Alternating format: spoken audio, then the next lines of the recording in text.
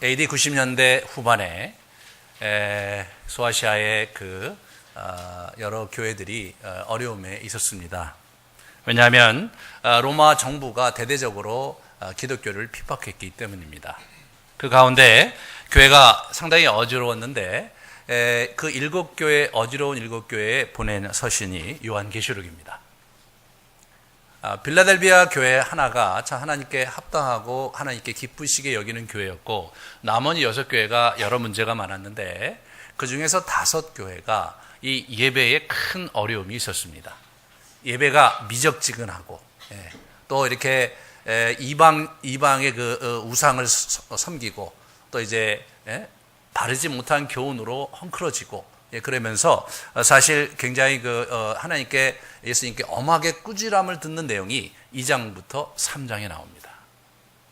그러면서 이제 이 교회를 바로잡기 위해서, 그리고 고난 중에 교회가 갈 길을 보여주기 위해서 이제 우리 사도 요한에게 이제 묵시를 베푸는 장면, 반모섬에 귀환가 있던 사도 요한이 반모섬에서 묵시를 본 거를 쭉 정리해서 기록을 했는데, 실제로 앞으로 어떤 일이 벌어질 것인가는 6장부터 쭉 이제 22장까지 쭉 펼쳐집니다. 그런데 아주 재미난 것은 이 4장과 5장 7교회에 대한 분명한 문제 지적이 있으신 후에 6장부터 장래에 어떤 일이 있을지에 대한 예언이 베풀어지는데, 이 4장과 5장에 하나님께서 요한을 초대하셔서 천상의 예배를 보여주십니다. 그들이 지금 드리는 예배는 사실은 굉장히 음침하죠. 왜냐하면 지하 동굴에 가서 땅 파고 들어가서 아니면 납골 땅에 가서 예배를 드리고 있었거든요. 그런 그들의 예배가 사실은 굉장히 음습하고 좀 이렇게 너무나 추하거나 또는 어려운 또는 냉랭한 그런 상황되어 있는 그러한 예배를 뛰어넘는 천상에서 드려지는 예배를 보여줌으로 말미암아서, 사실 지금 하나님의 나라에서 벌어지는 이 엄청난 역사가 예배 가운데 드러나고 있음을 보여주고 있고, 그렇게 함으로써 이 7교회의 예배의 회복을 위해서 먼저 권면하시는 하나님을 보게 됩니다. 이 천상의 예배인 이 4장과 5장의 예배는 초대교회 때부터 우리가 드려야 할 신약시대 이후의 성도들이 어떻게 예배를 드려야 하는지에 있어서 모델로 계속해서 주목을 받았고, 여러 예배가 이 예배로부터 영감을 얻어서 예배가 기획되고 이렇게 해나려왔던 것을 보게 됩니다. 그러므로 저와 여러분도, 우리 교회도 여기서 우리의 영감을 얻어서 그래서 어떻게 우리가 하나님께 예배 드려야 될지를 잘 우리가 분별하기를 원합니다. 먼저 지난 시간에 말씀드렸듯이 예배를 누구에게 드려야 되느냐, 예배에 대한 대상이 매우 중요합니다. 오늘 본문에서 4장과 5장에서 하나님께서 이제 보여주신 그 보좌에 앉으시니, 그래서 성부와 성령과 성자 이 삼위일체의 존재적인 이 하나님의 모습을 그리면서 그들 앞에 24장로와 네 생물, 그렇게 천사들이 이렇게 경배하고 찬양하는 그런 형태로 오늘 이야기가 멋있게 이제 그려지고 있습니다. 먼저 이 보좌에 앉으시니와 보좌 앞에 7영을 같이 생각해 보도록 하겠습니다. 이 보좌에 앉으신 보좌에 누군가 앉아 계신 거죠. 이 보좌에 앉으신 이는 8절에 누군가가 구체적으로 나옵니다. 네 생물이 찬송을 드리는데, 거룩하다 거룩하다 거룩하다 주 하나님 곧 전능하신 이라고 이렇게 얘기를 하고 있습니다. 이분이 바로 하나님이시고 전능하신 이이십니다. 이 보좌에 앉으셨던 표현은 아까 우리가 찬양을 드렸듯이 이사야서 6장에 나와 있는 이사야 선지자가 보았던 그런 환상과 아주 이렇게 잘 연결이 됩니다. 주께서 높이 들린 보좌에 앉으셨는데 그의 옷자락은 성전에 가득하였고 스랍들이 모시고 섰는데 각각 6날개가 있어. 이 스랍들은 천사들입니다. 그래서 3절에 보시면 서로 불러 이르되 거룩하다 거룩하다 거룩하다 만군의 여호와여 그의 영광이 온 땅에 충만하도다, 이렇게 나옵니다. 그래서 이 거룩하다는 말은 구별됐다, 그런 뜻에서 나온 건데, 하나님께서 온 천지에 있는 존재들, 인간들과는 다르고 도로 뛰어나신, 그들과는 비교할 수 없는 구별된 분이시다, 그런 뜻으로 거룩이란 말이 이제 사용이 돼서 거룩하다 거룩하다 거룩하다 만군의 여호와여 그의 영광이, 이렇게 나옵니다. 이분이 만군의 여호와 하나님이십니다. 그분이 보좌에 앉아 계십니다. 그 보좌는 5장에 보면 그 두루마리를 펼치면서 이 땅을 이제 마지막으로 자신이 원하시는 나라를 이 땅에 건설하시기 위해서 어둠의 세력을 타파하시고 그리고 그의 통치를 세우시는 장면으로 이렇게 보여지는, 이렇게 나타나는데, 그러고 보는데 이 보좌는 온 천지 만물을 통치하시는 그 보좌입니다. 통치가 나오는, 발현되는 권위의 자리, 거기가 보좌입니다. 다시 말해서 우리가 섬기는 그 여호와 하나님, 온 땅을 통치하시고 온 인류를 통치하시는, 영원 전에도 계셨고 지금도 계시고 영원토록 계실 바로 천지의 주제이신 분이라는 거죠. 그런데 이분이 누구와 함께 있냐면 성령 하나님과 함께 있습니다. 5절에 보시면 보좌로부터 번개와 음성과 우레소리가 나고, 이게 워낙 그 하나님의 보좌에서 이렇게 하나님의 능력과 이렇게 음성이 들릴 때 이런 식으로 이제 나타나는 거거든요. 구약에서 보면 이는 하나님의 일곱 영이라 이렇게 얘기합니다. 하나님의 일곱 영이라는 표현도 구약의 스가랴 선지자가 했던 표현입니다. 이것은 성령을 지칭하는 구약적 표현입니다. 우리가 이제 요한계시록이 묵시이기 때문에 이렇게 언뜻 보면 무슨 말인지 하나도 못 알아듣는 이야기로 가득 있어요. 상징, 고도의 상징으로 되어 있는데 사실 이 상징들은 구약 선지자들이 썼던 상징들이었기 때문에 구약의 선지서를 잘 알고 있는 사람들에게는 사실 어려운 책이 아니었습니다. 그러므로 여러분과 제가 구약을 몰라서 그렇지 이것을 처음으로 듣고 있었던 소아시아에 있는 그리스도인들은 이 말이 무슨 말인지 대부분 잘 알아들었던 바입니다. 왜냐하면 AD 70년에 예루살렘이 완전히 로마에 의해서 초토화되고 그리고 성전이 회파됩니다. 그래서 그리고 나서 예루살렘에 거주하고 있는 유대인들을 다 사방에 흩고 다른 이민족으로 그곳을 이제 채우게 되는데 그때 굉장히 많은 유대인들이 이주한 곳이 어디였냐면 바로 소아시아였습니다. 소아시아에 유대인 공동체가 커다랗게 자리를 잡고 있었어요. 그러므로 그들은 묵시문학이 무엇인지를 잘 알았고 이런 표현들이 무엇인지를 잘 알았습니다.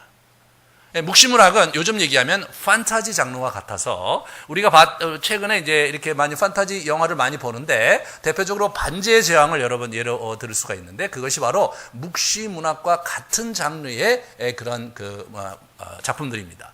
그래서 그런 고도의 상징 기법, 또 이 세상에 존재하지도 않는 그런 이상한 형상들로 이렇게 쭉 이야기를 이끌어가면서 상상 속의 인물들, 상상 속의 생물들로 이렇게 쭉 이렇게 상징적으로 그려가면서 정말로 얘기하고 싶은 자신의 주제를 얘기하는 방식, 그것이 바로 묵시요 계시록입니다.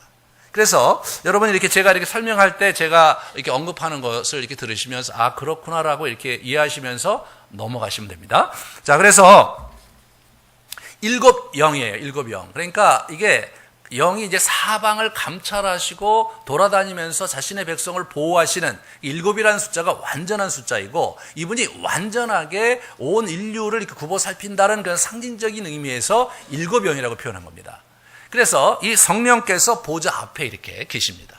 그래서 하나님이 보좌에 앉으신 하나님이 계시고 그 앞에 성령께서 좌정하고 계신데 아주 그 얘기가 이제 가만히 5장으로 넘어가면 그러면 누가 나타나냐면 6절에 보세요. 6절에 내가 또 보니 보좌와 네 생물과 장로들 사이에 한 어린 양이 서 있는데 이렇게 나옵니다. 이 한 어린 양이 서 있는데 이게 누군지 보면 일찍이 죽임을 당한 것 같더라 이렇게 표현합니다. 다시 말해서 예수님이시죠. 십자가를 못 박혀 돌아가시고 부활하신 예수님을 그 어린 양으로 이렇게 표현을 하고 있는 겁니다. 그분이 그 보좌에 이렇게 옆에 이렇게 서 있는 거예요. 이렇게 보좌가 있고 이게 네 생물이 있고 거기에 쭉 12보좌가 쭉 둘러앉아서 24장로가 있는 그 어간에 잘 안 보였는데 처음에는 잘 안 보였는데 흐릿히 보면서 보니까 거기 어린 양이 아주 살며시 거기 있는 것을 이 요한이 주목하고 있는 걸 보게 되죠. 그런데 이분이 이제 거기에서 이제 이렇게 계신데 거기 보면 6절에 보시 7뿔을 가졌습니다. 이 뿔을 가진 게 무슨 뭐 이상한 그런 도깨비 방맹이 같은 도깨비 같은 그런 존재가 아니라 상징적으로 그분의 능력과 권세를 나타내는 표현을 할 때 구약에 이제 뿔 얘기를 합니다. 뿔. 네. 그죠? 그래서 우리가 뿔 따고 났을 때 그런 뿔하고 좀 다른 거예요. 그래서 이거 능력을 상징하는 권세와 능력을 상징하는 그런 선지자들의 표현 방식이었고요. 그리고 7 눈을 가지신 분이 나와요. 이 7 눈을 가지신 분은 누구냐? 설명을 해주죠. 그것은 다시 7 영이라고 설명을 해주고 있죠. 하나님의 7 영 누구? 성령님이십니다. 그래서 우리가 이제 보좌에 하나님이 앉아 계시고, 그리고 어딘가에 그 옆에 주변에 누가 보좌 우편 정도 될 텐데 거기에 예수님이 좌정하고 계시고, 그 앞에 또 성령께서 좌정하고 계신데, 이 삼위일체가 거기 계신 것을 그렇게 상징적으로 표현한 겁니다. 그래서 예배의 중심에 누가 있냐면 삼위 하나님이 거기 계신 거예요. 그 삼위 하나님께 우리가 이렇게 경배를 드리는 겁니다. 그것이 기독교 예배의 가장 중요한 부분입니다. 하나님께서 우상을 섬기는 것을 굉장히 역겨워하셨어요. 가증스럽게 생각하셨어요. 왜냐하면 하나님은 천지를 지으시고 창조하시고 운행하는 분이시기 때문에 신이 아닌 것들에게 경배하는 것을 몹시 싫어하셨습니다. 그런 면에서 우리는 이 온전한 삼위일체의 존재적 신비를 가지신 삼위의 하나님, 성부와 성자와 성령 하나님을 찬양하고 경배하는 것, 그것이 기독교 예배의 가장 중요한 부분이고요. 누가 경배하는가? 세 존재가 나옵니다. 첫 번째로 보좌를 둘러싸고 있는 24장로가 5장 8절에도 나오고 4장 4절 10절에도 나오는데 24장로가 나옵니다. 24장로는 누구냐?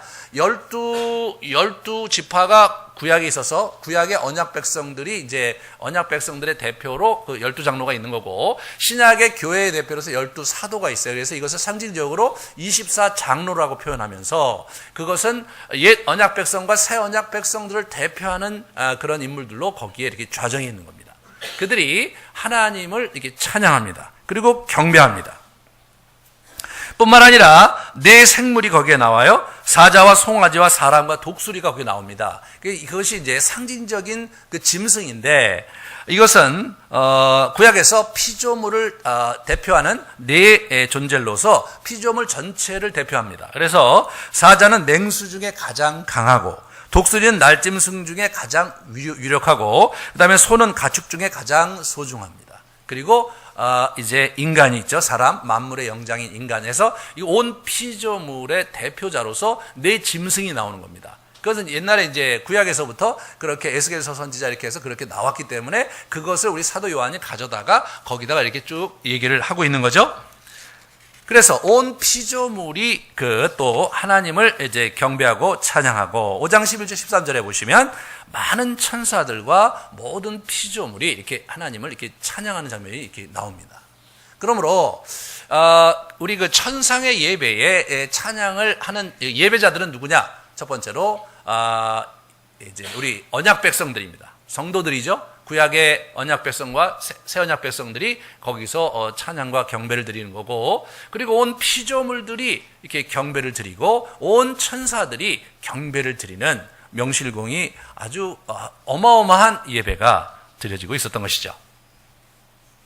그러면 거기서 찬양과 경배와 그리고 기도가 드려진 거예요.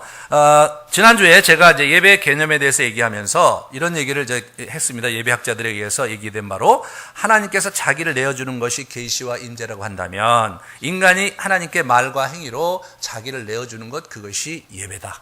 그래서 우리는 언약의 언약의 주이신 여호와 하나님의 백성으로서, 또 자녀로서 그분과 만나고 그분과 교제하고 그분을 뵙고 그분에게 우리의 요청을 아뢰드리는 그런 시간이 바로 이 예배인 거죠. 그럼 예배에서 중요한 것은 하나님께서 하신 일, 그리고 하고 계신 것, 그리고 하기로 약속한 것에 대해서 인간이 아주 흥겹게 반응한 것, 그것이 예배의 핵심이다. 그렇게 예배학자가 이렇게 정리를 했는데, 오늘 본문에 그것이 아주 잘 드러나고 있어요. 아마도 이 본문을 생각하면서 그렇게 정의를 내린 것이 아닌가 싶을 정도입니다. 이 첫 번째로 이분들이 이제 이게 찬양을 하는데, 첫 번째로 네 생물, 온 피조물의 대표가 4장 8절과 9절에 찬양을 합니다.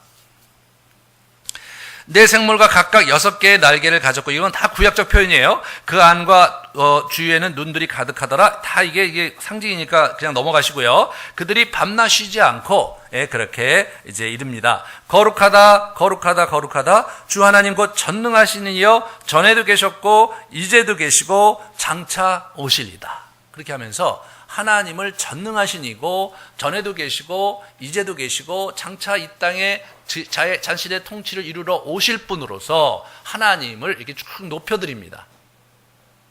우리의 하나님은 창세 전에 계셨고, 그죠? 그리고 창조하시고 지금까지 여기 살아계시고 움직이고 계시며 앞으로도 영원토록 계실 분이시라는 거예요.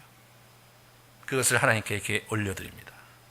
그렇게 하면서 24장로가 10절과 11절에 이렇게 존귀와 감사를 이렇게 이제 내 생물이 드릴 때 9절에 보시면 10절과 11절에 하나님께 이제 경배합니다. 보좌에 앉으신 이 앞에 엎드려 세세토록 살아계시는 이에게 경배하고, 이분들이 이제 경배할 때 기본적으로 경배라는 동사 자체가 엎드린다는 걸 말씀드려요. 엎드려서 이렇게 하나님께 쭉 올려드리는, 그 엎드린다는 표현은 그분을 존중하고 뿐만 아니라 그분의 뜻을 받들어서 기꺼이 순종하는 삶을 살겠다는 기본적인 자세라고 말씀을 드렸어요.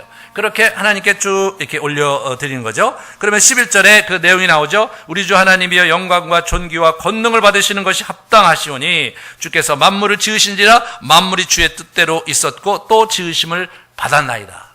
하나님께서 온 땅을 지으신 분이시고 온 땅의 주제이시라고 선포하고 있습니다. 그분이 과거에 하신 일이죠.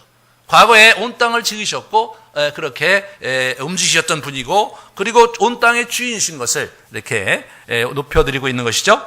그리고 이제 그 하나님의 계획이 5장 1절에서 7절에 두루마리로 이렇게 얘기되면서 그 두루마리가 이제 장래에 하나님의 구속 사역에 대해서 어떻게 펼쳐질지에 대한 내용이 있는데, 그것을 펼 자가 없었는데 이제 죽임당한 어린 양이 와서 그것을 펼친 권세를 얻어서 펼침으로써 이제 구체적으로 하나님의 구원 역사가 실질적으로 이 땅에 벌어지는 그 얘기를 그렇게 표현하고 있는 것이죠. 그러면서 8절에 그들이 차장으로 가기 전에 기도가 올려드려집니다. 그 두루마리를 취하심에 5장 8절이죠. 네 생물과 24장로들이 그 어린 양과 앞에 엎드려 각각 검은 고와 향이 가득한 금대접을 가졌으니 이 향은 성도들의 기도들이다. 그러니까 이 24장로들이 이 그릇에 향을 가졌는데 그게 뭐냐면 그게 성도들의 그 기도라는 거예요. 성도들의 기도를 누구에게 드리는 거냐면 어린 양에게 드립니다. 언약의 중보자이신 어린 양에게 그 성도들의 기도가 올려드려지고 그 기도가 하나님의 보좌 앞에 이렇게 상달됨으로 말미암아서, 그러면서 그분의 통치가 우리의 필요와 우리의 간구 속에서 어우러지는 그 장면을 묘사하고 있는 겁니다. 우리가 지상에서 드리는 이 우리의 기도가 하늘에 그냥 공허하게 외치고 끝나는 것이 아니라 우리의 기도가, 우리의 찬양이 이렇게 구약에 보면 연락된다는 표현을 써요. 그분이 흠양한다는 표현을 써요. 예? 그분이 그것을 받으시고 그것을 이렇게 수납하셨다. 이게.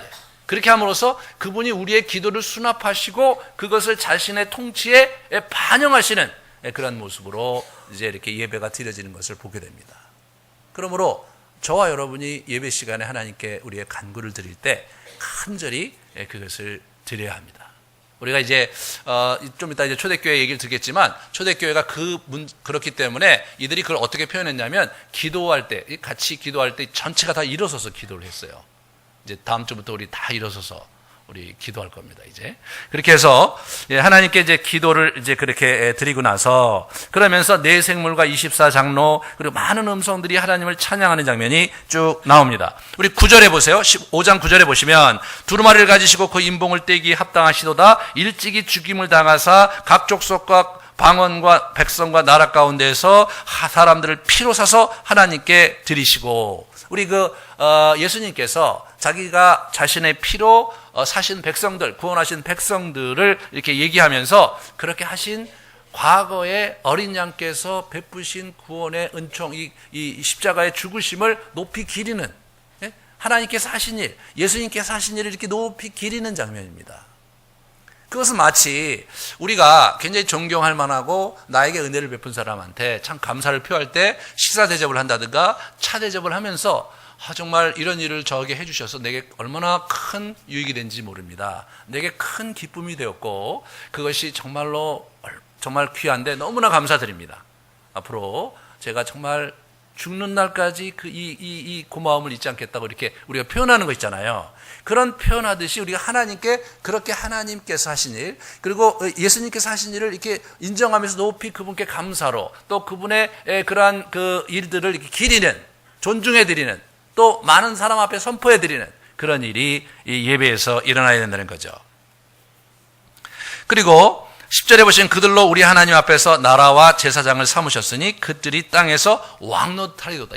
이제 먼 훗날 그의 나라가 이 땅에 이제 마지막 날 올 때 그들이 이제 왕노릇하게 될 것이라고 얘기하면서 미래에 대한 얘기를 이렇게 선포하는 것을 보게 되죠. 12절에 보시면 그 또 다른 그 많은 천사들과 생물들과 장로들이 얘기를 하죠. 죽임을 당하신 어린 양의 능력과 부와 지혜와 힘과 존귀와 영광과 찬송을 받으시기 합당하다. 이렇게 얘기하면서 우리 하나님께, 예수님께 높이 그분을 이렇게 존중해드리고 올려드리고 높게 해드리는 그런 걸 보게 됩니다.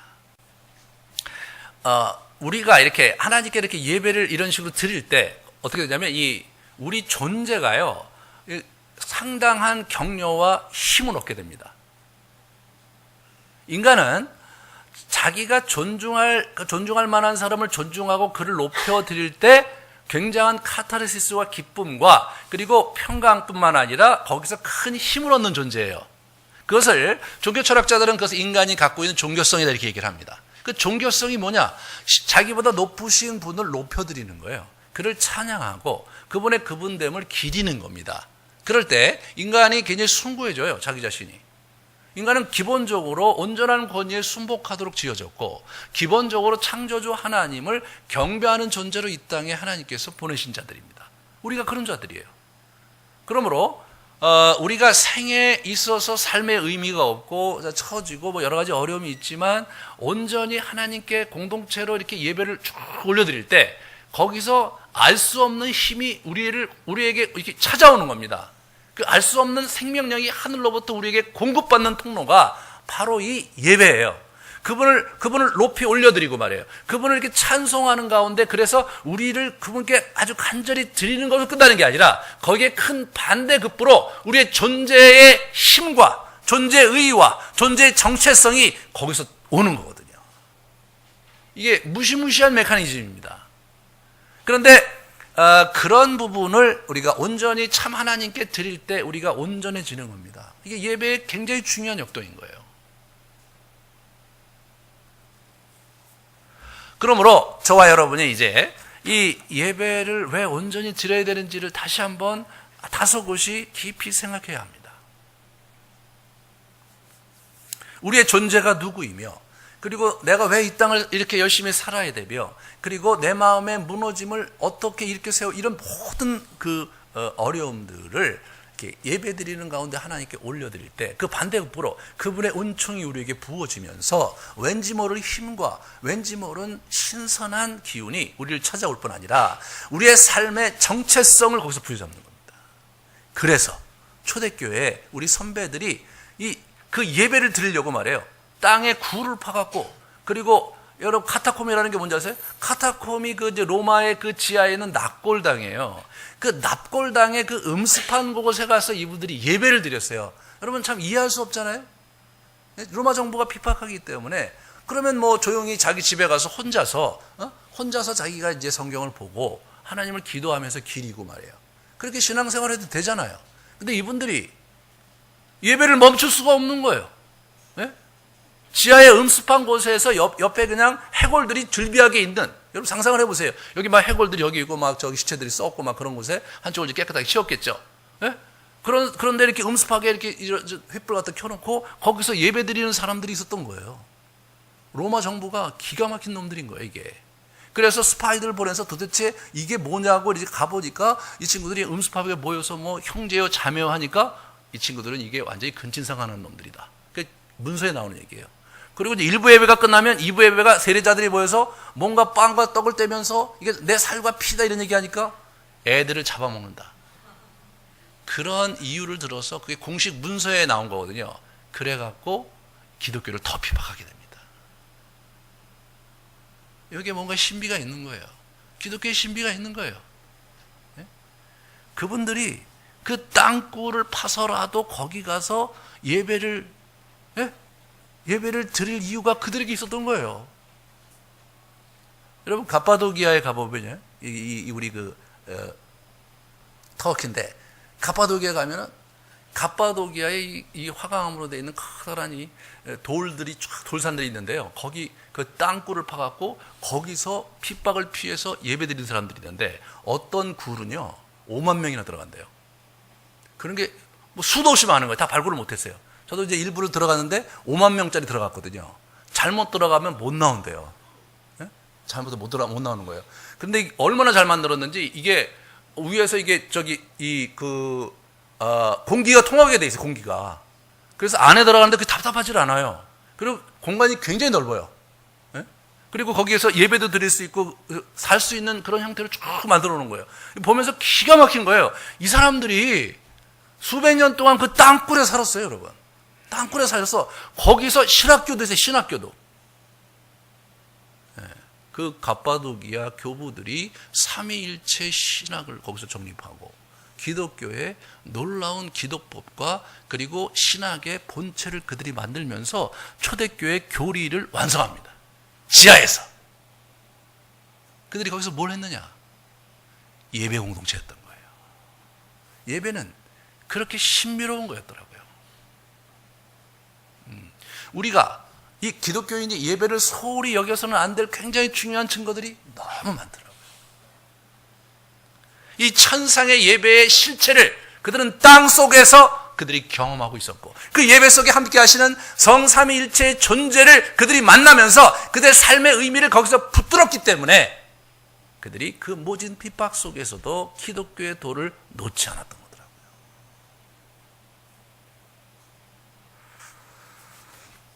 우리의 삶의 원동력이 어디에서 오는가? 기독교의 그 영성의 원동력이 어디서 와야 하는가? 너무나도 자명한 겁니다. 이 예배 가운데서 와야 되는 겁니다. 그러므로 저와 여러분들이 우리의 예배를 아름답고 깊이 있고 풍성하게 만들려고 함께 힘써야 되는 겁니다. 우리가 그동안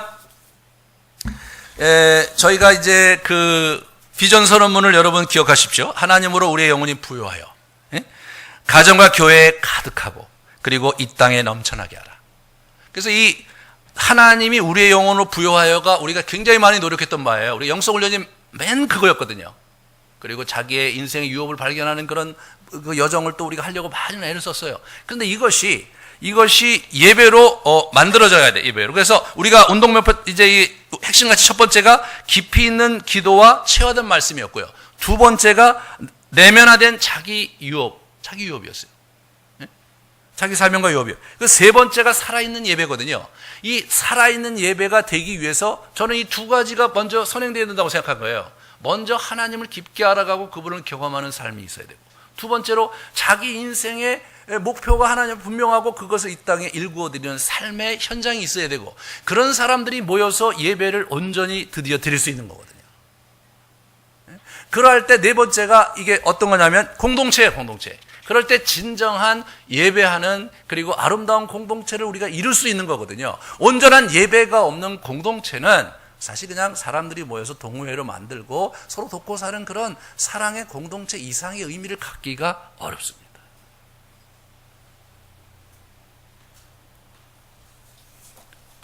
이제 저희가 새로운 출발을 하려고 합니다. 무엇입니까? 이게 진정한 의미의 살아있는 예배 공동체로 우리의 이 교회를 바꿔가야겠습니다. 그러면 우리가 예배를 구체적으로 그러면 이런 정신을 가지고 어떻게 드려야 되는지 저스틴 마터라는 사람이 AD 150년에 우리에게 들려준 그러한 자료가 있어서 함께 보려고 합니다. 이게 보시면 저스틴 마터가 마틸다면서 나온 거거든요. 저 사람이 순교자 저스틴이에요. 수많은 저스틴이 있는데 초대교회에 순교자 저스틴이 변증론이라는 책을 AD 150년경에 썼어요. 그리고 그 책을 쓴 이후에 한 15년 후에 이분이 순교를 당합니다. 그래서 순교자 저스틴이에요. 그분이 남겨있는 아주 소중한 기록이 뭐냐면 그 당시 어떻게 예배를 드렸는가를 우리에게 잘 이렇게 드러내 보여주는 귀중한 자료죠. 첫 번째가 성경 낭독입니다. 시간이 허락하는 대로 사도들의 글과 예언서를 낭독을 했어요. 이게 성경을 낭독하고, 두 번째가 설교를 했어요. 그래서 읽은 본문의 근거에서 담화와 권면, 제가 설교하는 거죠. 이것이 이제 상당히 중요한 그 교회 예배의 형태가 있는데, 왜냐하면 여기서 하나님의 임재를 체험했거든요. 하나님의 말씀을 들으면서, 그리고 그 말씀이 선포될 때 그 말씀에 기름 부음이 있으면서 삼위 하나님이 자기 자신을 우리에게 계시하시고 그리고 임재하시는 역사가 있었던 겁니다. 그러면서 그거에 대한 반응으로 기도하고 찬양을 했던 건데, 이게 얼마나 대단한 일이었는가. 초대교회 때 보면 저 성경이요. 나중에 이제 313년에 우리 그 콘스탄틴 대제가 기독교를 공인하면서 핍박이 끝납니다. 그리고 이분들이 나와서 4세기에 뭘 하냐면 이제 구약 성경처럼 신약 성경을 정경이란 말은 하나님께서 주신 말씀이다라고 받아들이는 권위 있는 책을 정하게 되는데 그때 몇 가지 기준이 있어요. 이게 정말 신뢰할 만한 책인가? 예. 신뢰할 만한 저자에서 쓰여진 책인가? 예?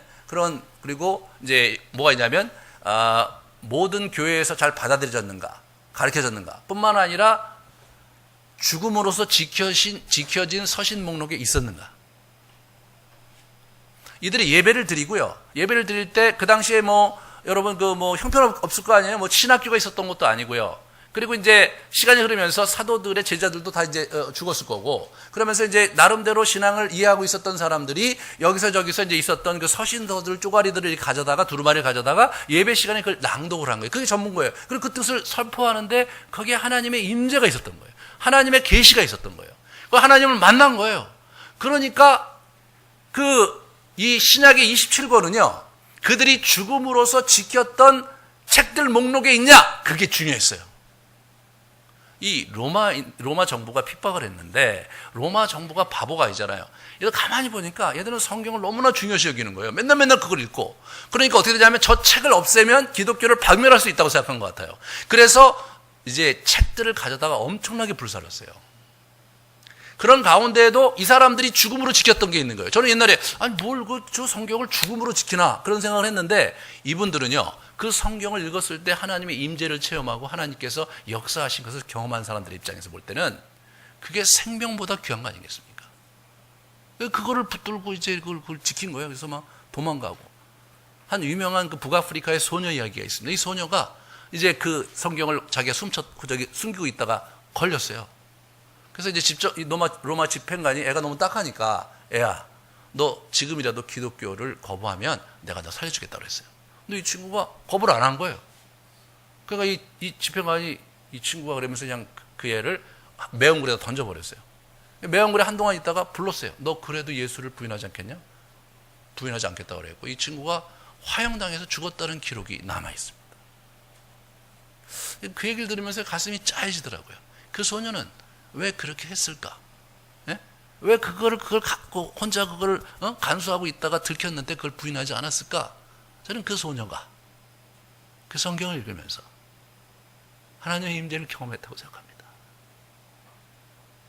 그렇기 때문에 부인할 수가 없었던 거죠. 자기 몸이 망가지고 설사 불타없었다 할지라도 살아계신 하나님의 어미와 존재를 붙들고 있었던 거죠. 이것이 기독교인의 예배의 실체감이었던 거예요. 기독교인들이 드렸던 예배는 하나님의 임재가 있었고 그것을 경험하고 체험하는 장이었던 겁니다. 그러므로 저와 여러분이 우리의 예배를 이제 그렇게 만들어가야 합니다. 그렇게 만들어가야 돼요. 이제까지 그 예배자로서의 자격을 갖추는데 우리가 많은 힘을 기울였다면 이제 진짜로 진정한 예배를 드리는 공동체로 우리가 올라가야 합니다. 그래서 오늘 설교 제목이 이리로 올라오라. 이게 이리로 올라오라. 진정한 예배의 자리로 여러분이 올라와야 되겠습니다. 그래서 이분이 그 다음에 뭐냐면 이들이 기도를 했어요. 기도를 할 때 어떻게 하냐면 다 같이 일어났어요. 왜? 그 기도가 이게 하나님의 그 보좌에 상달되는 기도 아닙니까? 다 일어났어요. 다음 주부터 다 일어납니다. 이제 여기서 대표 기도할 때 모두 일어나서 우리가 함께 통성 기도하고 그 다음에 대표 기도하고 그렇게 하면서 하나님께 우리의 기도를 올려드리는 시간을 갖겠습니다. 그 다음에 거룩한 입맞춤. 그래서 서로 끝나고 나서 서로 키스하고 이제 이렇게 입맞추고 이제 이렇게 하면서 형제 자매를 이렇게 서로 이제 허깅했는데 우리도 이제 그거 해보려고 그래요. 그래서 다음 주부터 우리가 이제 입맞추고 이제 우리 문화는 쑥스러우니까 우리 악수로 이렇게 하면서 이게 뭐냐면 평강이 있기를이에요, 워낙. 그래서 이렇게 peaceful with you 해갖고 하는 건데, 자주 peace be with you가 예수님께서 하신 그 인사거든요. 그래서 그거를 이제 우리가 평강이 있기를, 주님의 평강이 있기를 하면서 이렇게 인사를 좀 할 수 있을 만큼 하는데, 저도 이제 해봤는데 참 어색해요. 한국 사람들 되게 어색한 사람들이 많아요. 제발 좀 날 그냥 놔버렸으면 좋겠는데. 하지만 이게 기쁨의 공동체였기 때문에 우리 선배들이 그렇게 했으므로 힘들어도 이제 한번 하십시오. 이제 그렇게 하는 거예요. 왜? 그 예배 속에서 우리의 존재와 우리의 생명을 얻을 수 있는 소중한 시간이고, 그리고 그러한 공동체원이 옆에 있으니까 우리가 좀 어렵더라도 좀 낯설더라도 인사하면서 서로를 받아들이고, 그래서 하루에 오셔서 몇 명이라도 인사하고 가시는 그런 복된 우리 예배로 만들어 가겠습니다. 그 다음에 이제 빵과 포도주와 물을 가지고 이렇게 이제 앞으로 나오고요. 그 다음에 이게 이제 성례를 드리는 거죠. 성찬을. 그 다음에 이제 집례자가 대표로 이제 기도를 올리는 거죠. 성찬식 할 때 제가 이제 기도하듯이 기도한 다음에 그 다음에 성도들이 아멘으로 화답하면 성찬을 합니다. 그리고 헌금을 이렇게 드린 거죠. 헌금을. 이게 이제 AD 150년에 우리에게 남겨준 기도의 뼈대입니다. 그런데 아주 재미난 것은 저게 찬양이 없는 거예요. 찬양이. 근데 실제로 우리 그 로마서 15장 5절 6절을 이렇게 보시면, 이렇게 보여주실래요? 그러면 어떻게 되냐면 한 마음과 한 입으로 하나님 곧 우리 주 예수 그리스도의 아버지께 영광을 돌리게 하려 하노라. 한 마음과 한 입에서 찬양이 있었던 거예요. 근데 왜 기록이 안 됐냐? 저 때는 카타콤 이런 데 지하에서 숨었기 때문에 이게 노래를 마음껏 못했던 것 같아요. 그 다음에 이제 그 4세기의 가정교회가 생기게 됩니다. 4세기는 어떤 거냐면 기독교가 공인된 시대가 AD 313년 이후로 해서 4세기거든요. 이 4세기에 가면 이 바실리카 양식의 커다란 집을 예배실로 이렇게 개조해서 쓰게 되는데, 그때 이제 드디어 임내송과 행렬 예식 등이 하면서 악기와 음악이 이렇게 들어오게 돼요. 예배에. 들어오게 되면서 기독교 예배가 이제 이 찬양과 음악이 있는 예배로 이렇게 바뀌게 됩니다. 우리는 이 성경에서 이렇게 예배의 변화에 대해서 우리 같이 좀 생각해 보면요. 먼저 이제 뭐가 있었냐면 제단이 있었죠. 우리 누가 있었습니까? 우리 그 아브라함 족장 시대 보면 제단에서 이렇게 이제 제사를 드리죠. 제물을. 그게 첫 번째 예배의 장소였습니다. 그리고 나서는 성막을 짓기 전에 우리 그 출애굽기 31장에 보면 회막이 나와요. 그래서 거기서 하나님을 만나고 예배하는 장소로서 회막이 등장하게 됩니다. 그리고 나서 35장부터 쭉 보면은 이제 그 40장까지 성막을 건설해요. 그 성막은 뭐냐면 그 증거막, 언약궤가 있는 증거막과 사람들이 모여서 하나님께 예배드리는 그 만나는 그 회막, 이게 같이 있어서 그게 이제 성막이 됩니다.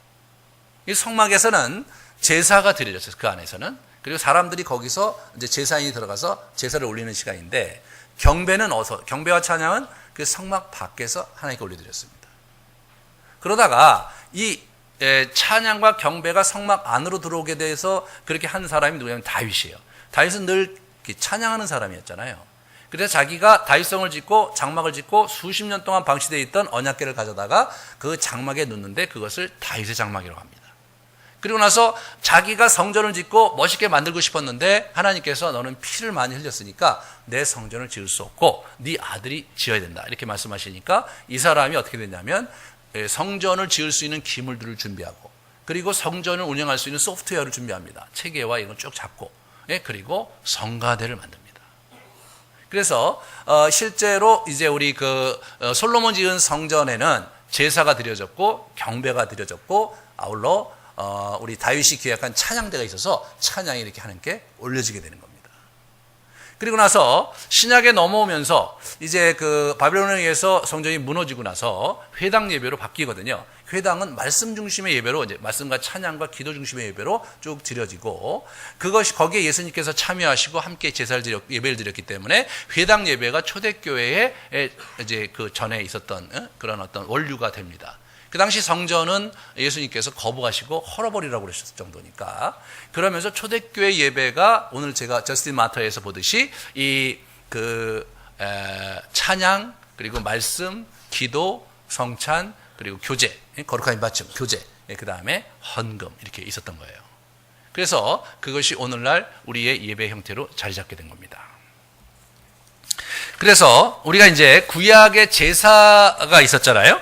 이 구약의 제사가 히브리서 10장에 보면 제사의 의식이 이제 이렇게 예수님의 피에 의해서 끝나죠. 우리가 예수의 피로 힘입어 성소에 들어갈 담력을 얻었다. 예수님께서 돌아가셨을 때 성전에 있는 그 회막이 쭉 찢어졌어요. 그 회막이 어떤 회막이었냐면 그것이 이제 언약궤가 있었던, 안치됐던 곳과, 그리고 이제 이렇게 성전 아닌데 지성소와 성전을 가르는 커다란 휘장이에요. 그 휘장은 장정 12이 이렇게 양옆에서 끄집어내도 그게 이게 찢어지지 않는 아주 잘 짜여진 양탄자로 되어 있었는데, 그런데 이것이 그냥 찢어지면서 무엇을 상징하냐면 이제는 예수 그리스도 보혈의 공로로 말미암아서 누구나가 하나님의 존전에 들어가서 예배드릴 수 있도록 됐던 거죠. 그 이전엔 제사장이 아니면 거기에 갈 수가 없었는데, 이제 제사장 없이도 누구도 예수 그리스도의 보혈을 가지고 이렇게 쭉 들어가서 예배를 이렇게 드리게 된 겁니다. 그런데 그래서 참마음과 온전한 믿음으로 하나님께 나아가자, 이제 그게 얘기죠. 그런데 중세에 다시 이렇게 제사 제도를 막 이렇게 부활해요. 그래서 막 미사라는 게 사실은 제사거든요. 제사. 그 표현 자체가. 그래서 자꾸 구약의 제사를 가져오려는 그런 움직임이 많았어요. 그 제사를 가져오면 무슨 문제가, 어떤 결과가 나오냐면 사제 계급이 이렇게 올라가게 됩니다. 예? 제사를 예배에 드려오잖아요. 그게 드려오면은 꼭 뭐냐면 이 사제 계급이 이제 이렇게 상하 관계로 돼버리는 거예요. 구약의 사제 계급이 따로 있었고 그 다음에 일반 성도들이 있었듯이 이게 그런 구도로 가면서 자꾸 타락을 한 거예요. 예. 그래서 이 예배의 이 기독교 예배에서 정말로 조심해야 될 게 뭐냐면 구약의 제사적 요소가 들어와서 마치 예배를 목회자 이런 사람만이 집전해야 되는 것처럼 이렇게 자꾸 가려는 긴장이 계속 있었는데, 그것은 지극히 비성경제적이다. 누구나가 제사와 예배를 드릴 수 있는 형태로 바뀐 거거든요. 그게 루터가 부르짖은 만인 제사장설이거든요. 그래서 이제 이 부분에서 이렇게 되고, 그다음에 보시면 다음 히브리서 13장에 다시 속죄하는 제사가 없어졌어요. 예수님께서 한 번으로 끝나셨죠. 그렇기 때문에 이제 제사가 완전히 폐해진 게 아니라, 그것이 끝난 게 아니에요. 그것은 이렇게 보면 히브리서 13장에 보면 찬송의 제사라는 표현이 나와요. 그죠? 서로 나누어 주기를 잊지 마라. 하나님이 이 같은 제사를 기뻐하신다. 다시 말해서 하나님의 말씀을 복종하는 삶이 곧 영적 제사, 삶의 제사를 드려야 된다는 거예요. Ritual service, 예? 의식적인 제사가 아니라, 예? 그것은 이제 끝났어요. 의식적인 제사는 끝났지만 그러한 희생과 섬김이 있는 삶으로 하나님께 나아가야 된다. 이게 신약의 의미에서의 새로운 영적 제사인 겁니다. 그러므로 이 예배가 영적인 제사가 있는 삶이 있는 분들이 와서 드릴 때 이 예배가 굉장히 깊게 고양되는 거예요. 자, 그러면 신령과 진정으로 드리는 예배를 우리가 다시 한번 쭉 우리가 좀 이렇게 정리해 보도록 하겠어요. 첫 번째, 예배자의 심장. 이 신령과 진정이 어디서 나와야 되느냐? 그것은 신명기 6장 2절에서 5절 말씀이죠. 이스라엘에 듣고 삼가 그것을 행하라. 마음을 다하고 뜻을 다하고 힘을 다하여 내 하나님 여호와를 사랑하라. 이게 이스라엘에게만 중요한 게 아니라 저걸 예수님께서 저걸 다시 요약해서 우리에게 정리해 주셨기 때문에 여전히 저와 여러분에게도 중요한 말씀이 된 거거든요. 그래서 이분이 얘기한 그 하나님을 사랑하고 이웃을 사랑하는 메시지에 저 문장을 얘기하시거든요.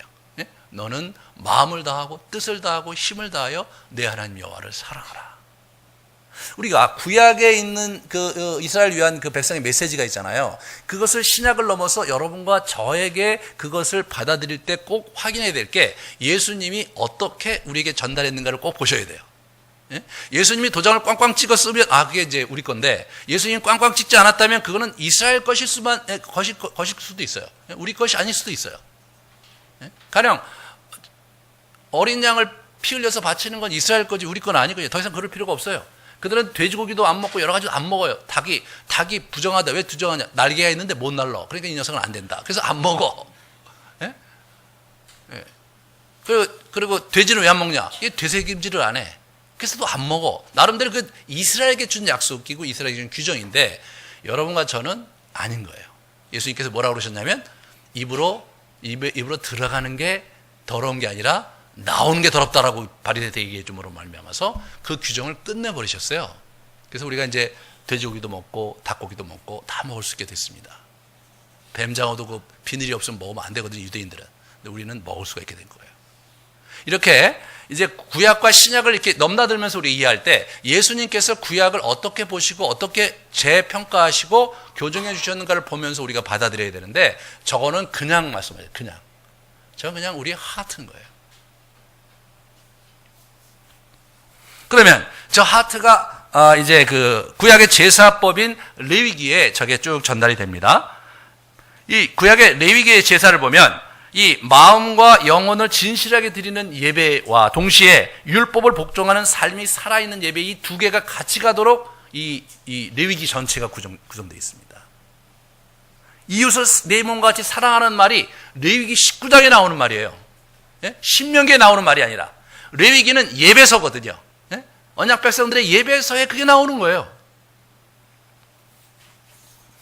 5가지를 말씀드려요. 하나만. 첫 번째로 관계의 회복과 누림으로서의 예배가 5가지 제사잖아요. 우리가 예배를 통해서 하나님과의 관계를 회복하는 시간이고 그분을 만나는 시간이 되어야 되는 거예요. 첫 번째로. 두 번째로 안식일이 이제 거룩하게 지키는 거예요. 안식일을. 신약에서 어떻게 되는 거예요? 주일로 바뀌죠. 안식일이. 예? 왜냐하면 이게 더 이상 어떤 날이 중요하지 않거든요. 고린도서 16장 1절을 보시면 매주 첫날에 너희 각 사람의 수입을 따라 모아두어서 그 다음에 그 주간의 첫날에, 그래서 첫날에 예수님께서 부활하신 날을 기념해서 그 날을 이제 지키기 시작한 거예요. 그런데 실제로 우리 로마서 14장을 보시면요, 어떤 사람은 이 날을 전날보다 낮게 여기고 어떤 사람은 모든 날을 같게 여기나니 각기 자기 마음으로 확정할지니라. 나를 중히 여기는 자도 주를 위하여 중히 여기고 먹는 자도 주를 위하여 먹으니 이는 하나님께 감사하며. 실제로 날이 이제 중요하지 않은 거예요. 날이. 그렇죠? 그러니까 이제 뭐만 남냐면 영적 리듬만 남는 거예요. 그래서 이분들은 일주일을 내내 매일매일 예배 드렸어요. 그 중에서 한 날을 특별히 기념했어요. 왜냐하면 그날 예수님이 부활하셨기 때문에. 그것이 전통이 돼서 이제 주일날이 우리의 예배 날이 된 거예요. 근데 주일날을 우리 예배 날로 정한 사람이 누구냐? 콘스탄틴 대제예요.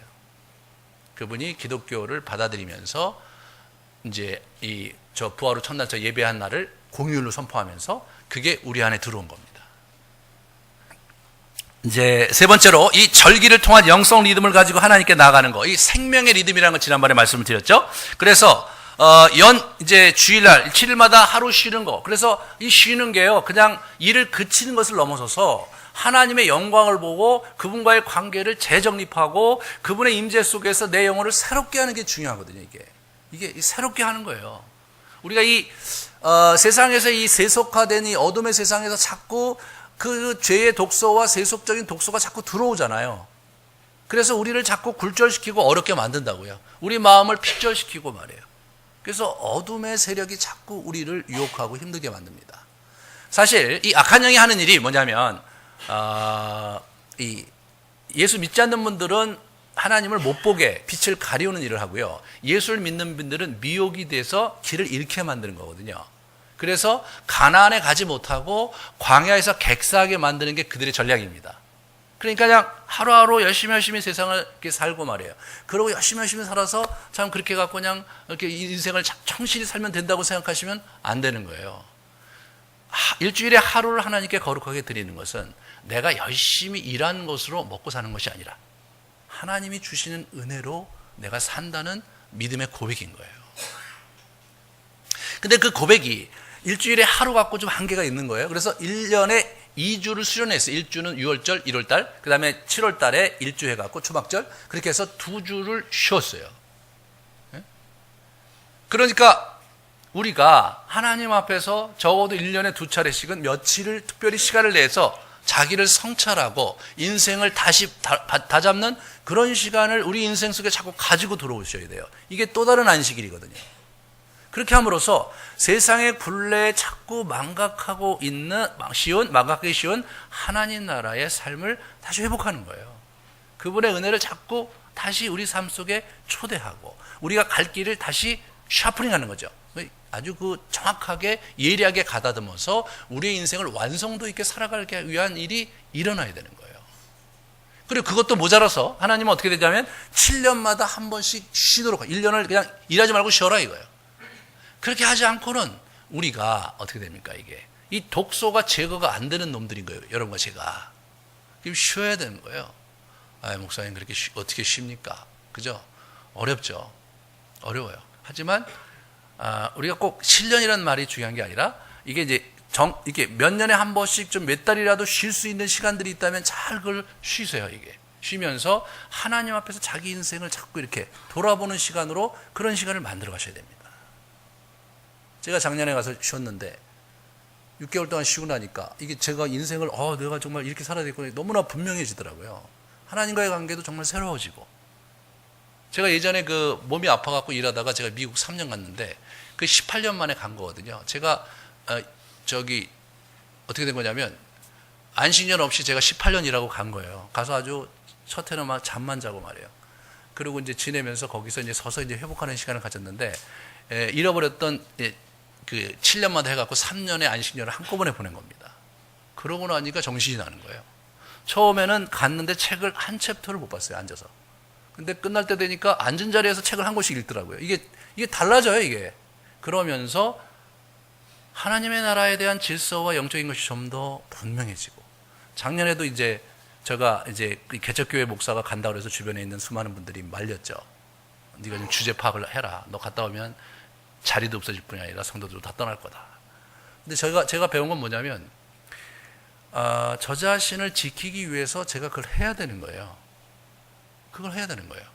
저는 여러분에게도 그런 시간을 가지라고, 그게 맞다고 저는 강력하게 말씀드리겠습니다. 제가 요새 보니까 이제 중간중간에 직장을 이렇게 그만두고 이게 다른 데로 옮기는 분들이 있잖아요. 그럴 때 절호의 찬스죠. 이게 몇 달씩 이렇게 쉼의 공간을 만들어서 자기 시간을 갖게 하는 거죠. 그래서 청년들이나 이런 분들이 제가 주변에 이렇게 이제 직장을 이제 해갖고 이렇게 약간 시간이 있는 사람들은 꼭 제가 만나고 얘기해 주거든요. 빨리 가지 말고 몇 달이라도 네가 좀 너 자신을 돌아보고 기도하는 시간 갖고 그렇게 하라고 자꾸 코치를 합니다. 그래야 자기 인생이 이게 정말 궤도를 이탈하지 않고 이게 제대로 가죠. 이게 열심히 하는 게 중요한 게 아니라 뭐예요? 제대로 된 목표를 향해서 열심히 살아야 그게 남는 거지. 예? 이걸 열심히 그냥 목표가 제대로 아닌데 열심히 하면은 안 되는 거죠, 그러면. 예? 결과가 이상해지는데 문제는 뭐냐면 우리 인생이 한 번뿐이라는 거 아니에요. 그래서 이 레위기에는요, 이 안식년 얘기가 뭐하고 연결돼? 유업으로 연결되는 거로 유업으로요. 예. 그래서 우리가 여기 보시면 긍휼과 공의와 거룩한 삶을 행하고 막 그런 일이 쭉 나오거든요. 여러분, 그 구약에 있는 수많은 규정들, 또 신약의 서신서에 있는 수많은 규례들 보세요. 그 보면은 도덕 교과서 같아서 그거 지키려면요, 무척 힘듭니다. 그거 어떻게 다 지키고 살아요? 예. 근데 그걸 우리가 해야 되잖아요. 어떻게 하느냐? 자기가 해야 될 것이 뭔지를 알고 살면 그 중에 자기가 모든 걸 지키지 않고 자기에 꼭 필요한 걸 지키고 살면 되거든요. 그러면 내가 그 수많은 명령 중에서 내가 꼭 지켜야 될 게 뭐냐가 자신이 하나님 앞에서 어떤 사명을 갖고 어떤 유업을 갖고 사는지에서 그게 나오는 거거든요. 그 초점이 없으면 모든 걸 다 지켜야 되니까 어떻게 해요? 결국은 모든 걸 안 지키죠. 모든 걸 다 할 수 없으니까 모든 걸 안 하는 게, 그래서 그냥 와갖고 근근히 그냥 예배드리고 이렇게 모임 참석하고 봉사도 좀 하고 그러면서 근근히 자기 인생을 살면서 인생이 그냥 무너져가는지도 모르고 살 수 있어요, 우리가. 그럴 수 있습니다. 하나님을 믿는 것은 천상의 신비를 갖고 영원 전에도 계셨고 지금도 계시고 영원히 계신 분을 섬기는 거예요. 그러므로 우리가 그 영원히 계시고 고상하신 그 놀라우신 분을 우리가 경외하고 섬김으로써 우리의 삶이 고양되게 돼 있는 게 기본인 거예요. 우리의 삶이 변화되고 우리의 삶이 좀 더 향상되는 게 그게 정상인 거예요. 그죠? 그런데 우리의 삶이 정상적으로 성장하기보다는 계속 어떤 상태를 맴돌고 있다면 이게 근본적으로 참 너무나 큰 슬픔이죠. 네, 교회에 나와서 예배드리고 헌금하고 봉사하고 또 담임 목사한테 야단 맞고 철없다고 꾸중 듣고, 그런데 인생은 또 인생대로 또 계속 답보 상태에 있다면 그 얼마나 믿지는 장사입니까? 우리가 하나님께 우리의 삶을 드리면 그래 우리 삶이 희생이 되고 우리가 갖고 있는 재물이 이제 나가고 우리의 시간이 빼앗기기 때문에 우리가 근근히 살다가 그래도 천국행 티켓을 받았으니까 천국 가면 그걸로 보상이다, 이렇게 생각하시면 안 돼요. 성경은 그런 얘기 하는 게 아니란 말이죠. 이 땅에서 좀 더 온전하고 숭고한 삶을 사는 일에 예수님이 관심이 참 많으십니다. 성경의 대부분의 이야기가 거기에 초점이 맞춰져 있는데 우리가 그걸 놓치고 있는 거예요.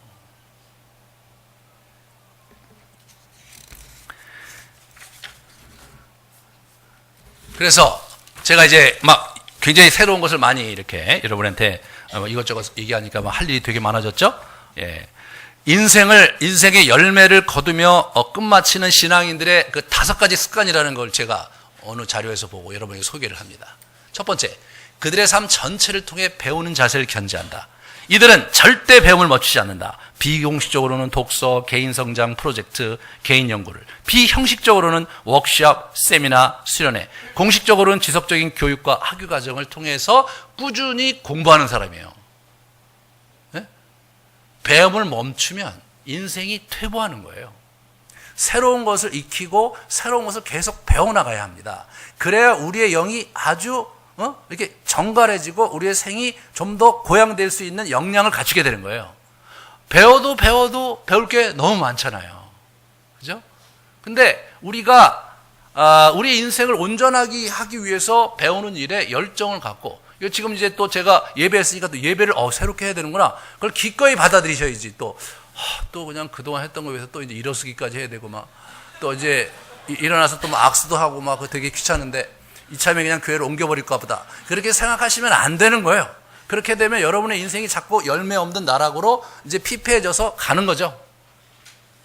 제발 좀 그렇게 살지 말고. 예. 우리가 예수님 믿으면서 복을 누리고 좀 이렇게 유익도 누리고 말이에요. 좀 인생이 재밌어지기도 하고 생에 대한 통찰도 깊어지고, 다른 사람을 위로할 때도 한마디 정말 괜찮은 말도 쓸 말도 좀 하고, 예? 어떤 사람은 2시간 동안 얘기했는데 집에 갈 때쯤 아무 쓸말이 없고 쓸데없는 얘기만 자꾸 하고, 그냥 걔가 힘든 건 알겠지만 더 이상 만나고 싶지 않은 그런 인생을 우리가 살면 안 된다 이거죠. 그 사람을 만났는데 그래도 굵직한 메시지가 하나 있고 그냥 배울 게 있는 그런 사람이 돼야지 매력 있는 사람이죠. 그냥 딱한 인생으로 그냥 이렇게 살다가 꿀꿀하게 이렇게 살지 마세요, 제발. 그래서 열심히 배워라. 자우지간 악한 일이 아닌 건 다 배우세요. 열심히 배우시고. 그다음에 두 번째, 멘토링하고 멘토링 받는 일에 열심인 사람들이죠. 이들은요, 계속 다른 사람을 세우는 일에 헌신해요. 옆에 있는 사람이 어떤 분야에서 좀 더 잘 될 수 있도록 격려해주고 도와주고, 그런 일을 끊임없이 하는 거예요. 여러분, 이웃을 사랑하라는 말이 가끔 가서 안아주고 이런 게 아니라 실제적으로 돕는 일이 있어야 되잖아요. 자기가 잘하는 일을 좀 도와주고 말이에요. 그런 일을 끊임없이 하는 사람이에요, 이 사람들이. 세 번째로, 개인적인 소명에 관한 역동적인 선언을 가지고 있다. 자기 소명 선언서를 갖고 있는 거예요. 네, 소명 선언서를. 그래서 이것을 어떻게 돼요? 이것이 이제 계속해서 다듬어 가야 되거든요. 한 책에 보니까 소명 일반적으로 30대 후반에 나타난다는 거예요. 성도의 소명이. 그리고 그걸 작성하며 실현하는 능력은 40대, 50대라는 거예요. 저도 옛날에 30대 이렇게 제가 사명선언서 작성을 했어요. 했는데 이게 잘 안 되더라고요, 이게. 그래서 이제 40대 넘어와서 했더니 조금 구체화되고, 예? 제가 3년 전에 다시 했더니 훨씬 더 구체화되고. 그래서 자꾸 우리의 그 사명선언서라고 하는, 우리의 비전 스테이트먼트라고 하는, 우리의 유업, 포인트가, 유업의 그 그림이 점점 분명해지는 거예요, 이게. 그래서 자기가 하나님 앞에 살아야 될 삶을 구체적으로 이루어가는 게 크리스천의 삶이지, 그냥 은혜로 있다가 그냥 열심히 하다 보면 잘 되겠지. 열심히 해갖고 잘 될 수도 있지만 잘 안 될 수도 있잖아요. 왜 그렇게 모험을 갖고 도박을 하며 인생을 삽니까? 계속해서 평가하고, 예? 나이가 들어가면 들어갈수록 자기 인생이 점점 더 정리되고 뚜렷해지고 분명해지게 인생을 살아야지. 그래야 끝에 잘 맞추는 인생이 되는 거예요. 열매를 풍성하게 거두고 가치 있는 인생을 산, 많은 사람에게 유익을 주는 인생을 사는 사람이 되는 거예요. 한국교회 교인이 수백만이란 말이에요. 수백만 중에 100만 정도만이라도 인생을 잘 마치는 사람이라면 이 사회가 변화되지 않겠습니까, 여러분? 로마가 어떻게 기독교에 의해서 변화됐겠어요? 죽어가면서도 자신의 인생을 가치 있게 살았던 그 수많은 그리스도인들이 있었기 때문에 로마 정부가 군사력과 경찰력을 동원해서 사람을 죽여가면서까지 박멸하려고 했던 기독교가 로마를 뒤집어 엎었습니다, 여러분. 기독교의 신비는 희생과 죽음으로 세상을 바꾸는 거예요. 그러니까 그런 면에서 우리가 자기가 해야 될 일이 분명히 있어야 되는 거예요, 자기가. 그러면서 세상을 바꾸는 일이 구조를 바꾼다고 되는 게 아니라 사람이 바뀌어야 되는데 어떻게 사람이 바뀌냐 말이에요. 정말 이 그리스도의 복음이 사람을 바꾼다.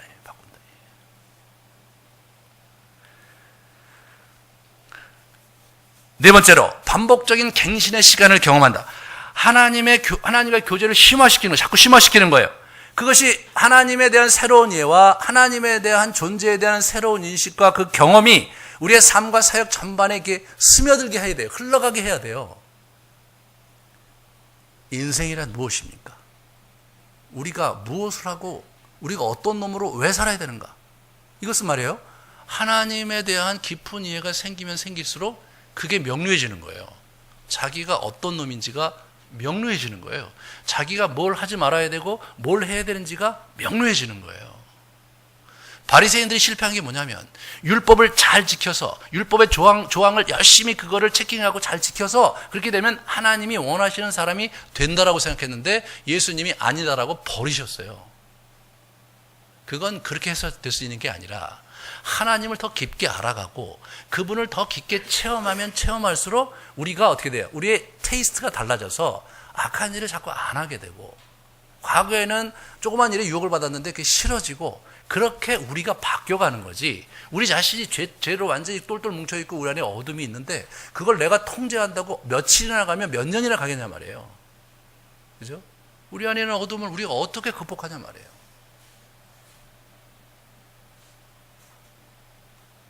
반복적인 갱신의 시간.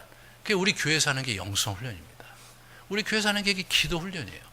그게 잘 안 돼서 제가 저기 초대교회 때 막 이런 것까지 다 해갖고 한번 해보려고 노력을 하고 있는 거예요. 그런 부분에 여러분이 기꺼이 몸을 담으셔야 됩니다. 그러지 않고 우리 인생이 정말로 깊이 있는 삶을 살 수는 없는 겁니다. 마지막으로 다섯 번째. 큰 그림과 일생의 관점에서 그들의 삶을 점차 넓게 바라본다는 거죠. 이들은 자신들에 대한 하나님의 계획을 날마다 자각하며 성장한다. 이 표현이 너무나 재밌어요. 날마다 자각하며 성장한다. 이거예요. 나이가 들으면 노쇠해지고 그럴 수는 있을지 모르지만 생각은 훨씬 더 고상해지고 깊이 있어지는 게 기독교의 신비입니다. 우리가 가야 될 길이 좀 더 분명해지고 큰 그림 속에서 말이에요. 처음에는 우리 가정에서 시작해서 우리 교회로 넘어가고 내가 속한 그런 직업군에서 넘어가서 한국 사회 전체에 우리의 삶의 그 역량이 발현되는 형태로 여러분과 제가 살아야지 세상이 바뀌는 거 아닙니까? 그래야 세상이 바뀌는 거 아니에요? 우리가 뭐 돈을 많이 벌어 돈을 뿌린다고 세상이 바뀌겠습니까? 권력을 갖고 권력을 어떻게 해본다고 세상이 바뀌겠습니까? 그게 아니고 우리 안에 있는 내면이 진정으로 하나님의 사람으로 바뀌어가면서 우리가 마땅히 감당해야 될 일을 아주 올곧고 깊이 있고 그 다음에 지속적으로 꾸준히 해나가는 그 사람에 의해서 세상이 바뀌는 거죠. 그게 기독교의 가치고 기독교의 도인 겁니다. 그 습관을 우리가 만들어가야 되는 거예요. 그 습관의 정중앙에 예배가 있는 겁니다. 예배로 우리의 삶 전체가 생명의 리듬과 예배가 함께 어우러지면서 하나님을 깊게 체험하고 만나는 삶 속에서 우리가 누구인지를 자각하게 되고 내가 뭘 해야 되는 놈인지를 분명히 자의식을 갖게 되고 분별력을 얻으면서 그분으로부터는 정서적 위안과 힘을 생명력을 공급받는 자만이 이 세상을 승리할 수가 있는 겁니다. 그러기에 우리의 예배가 소중한 겁니다. 저와 여러분이 정말 이 참된 예배를 드리는 사람으로 거듭나기를 소망합니다. 우리가 이제 다음 시간에 지금 성장하는 믿음에 대한 얘기를 제가 벌써 9번째 했는데 과거의 걸 다 잊어버리셨겠죠, 여러분들이. 그래서 우리가 믿음의 그 성장 원리를 전체를 갖고 제가 한번 정리를 쭉 하면서 다음 시간을 보내고 그 다음에 이제 예수님의 도의 핵심인 산상수훈으로 우리가 들어가고자 합니다. 우리 같이 좀 기도합시다. 우리 찬양하고 기도하기 원합니다. 우리 그 하나님의 보좌에 그 주께서 높은 보좌에 앉으셨는데 같이 찬양하고 여러분의 마음을 하나님께 좀 드리는 시간, 그리고 정말 온전한 예배인으로서 성장하겠노라고 결단하는 시간 갖기 바랍니다.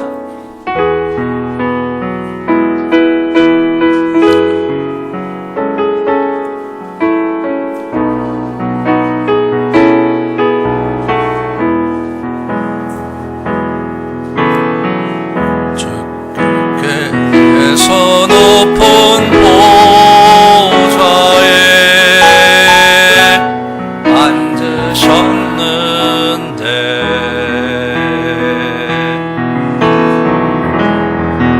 그 옷자락은 성전에 가득하도다.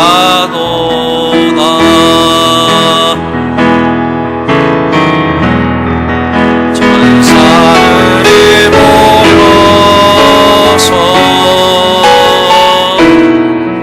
서로 장화하여 외치니 소리는 성전에 가득하도다.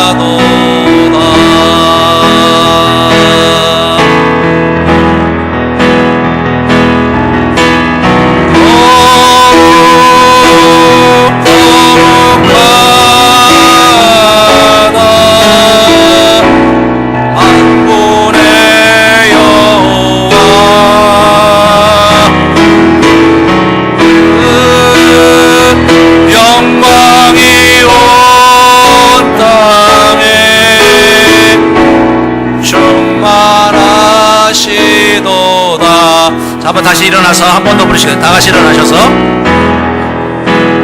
주께서 높은 보좌에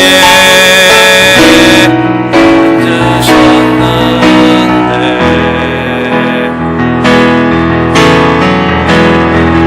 그 옷자락은 성전에 가득하도다.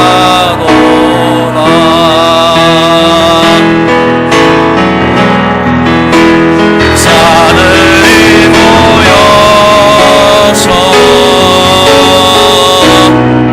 서로 장화하여 외치니 그 소리는 성전에 가득하도다.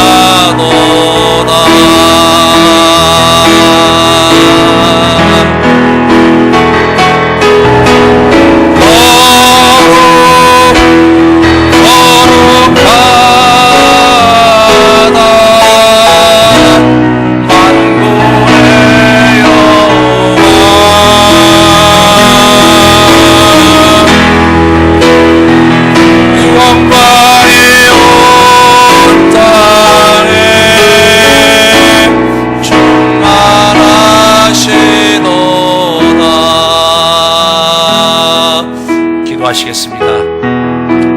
우리가 영원토록 주를 찬양하며 경배하는 삶을 살아갈 수 있기를 위하여 기도합시다.